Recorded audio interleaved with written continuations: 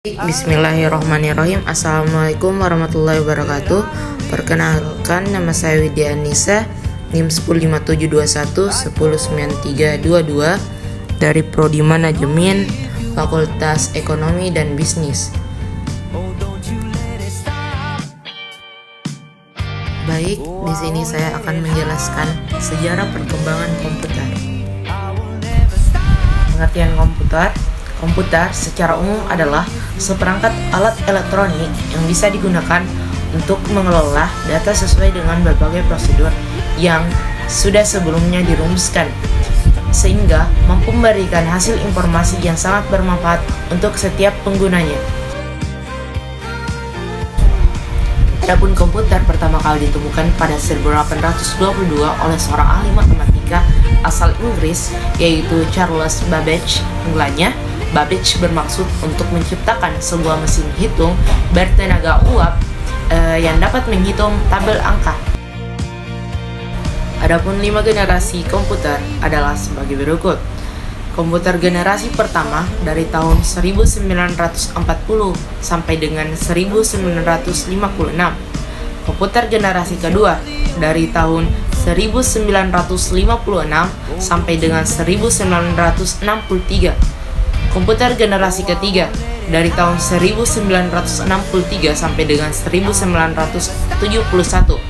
Komputer generasi keempat dari tahun 1971 sampai sekarang. Komputer generasi kelima sekarang sampai masa depan. Komputer generasi pertama tahun 1940 sampai 1956. Perangkat komputer yang pertama ternyata dikembangkan untuk desain pesawat dan peluru kendali. Digagas oleh Konrad Zuse, seorang insinyur asal Jerman. Komputer generasi pertama menggunakan tabung hampa udara sebagai sirkuit dan drum magnetik untuk memori. Komputer generasi pertama ini sangat mahal dan besar sehingga mengisi seluruh ruangan. ENIAC komputer elektronik pertama di dunia mempunyai bobot 30 ton, panjang 30 m dan tinggi 2,4 m.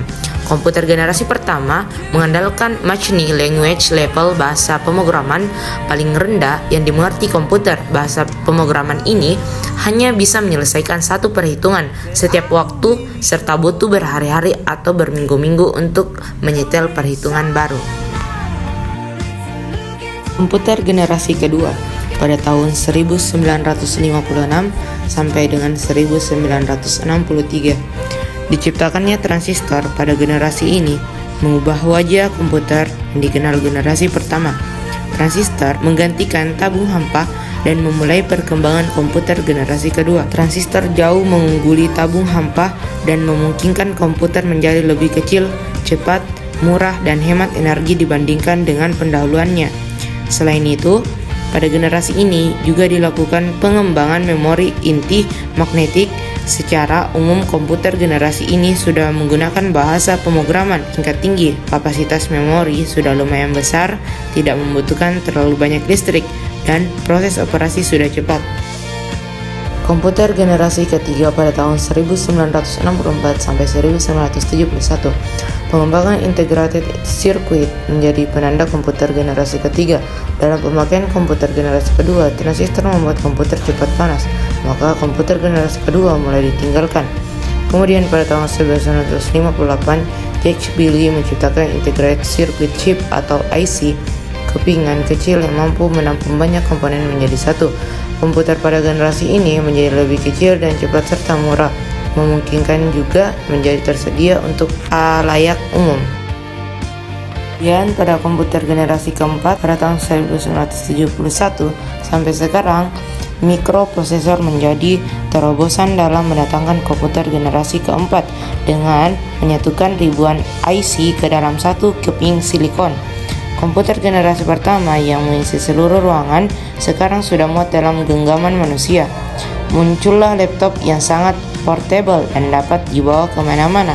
Seiring komputer-komputer kecil ini menguat, mereka dapat dihubungkan untuk membentuk jaringan yang pada akhirnya mengawali perkembangan internet. Komputer generasi kelima sekarang sampai masa depan. Komputer generasi kelima ini adalah komputer yang kita gunakan ditandai dengan munculnya LSI atau Large Scale Integration, merupakan pemadatan ribuan mikroprosesor ke dalam satu mikroprosesor. Komputer generasi ini ditandai juga dengan munculnya semikonduktor, komputer kuantum, dan penggunaan nanoteknologi juga akan merubah besar-besaran wajah komputer yang kita kenal. Tujuan dari komputer generasi kelima adalah mengembangkan komputer yang dapat merespons suara bahasa dan dapat belajar secara sadar. Itulah yang dapat saya sampaikan. Wabillahi taufiq wal hidayah. Wassalamualaikum warahmatullahi wabarakatuh.